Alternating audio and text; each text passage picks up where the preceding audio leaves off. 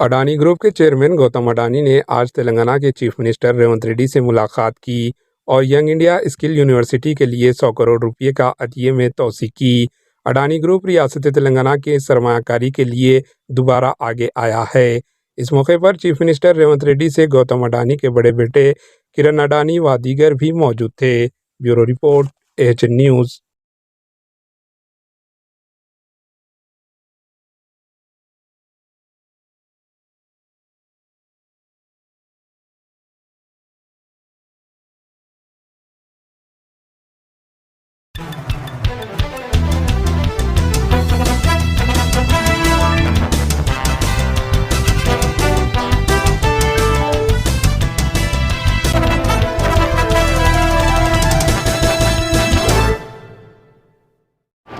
AHN news को like करें, share करें और सब्सक्राइब करना ना भूलें।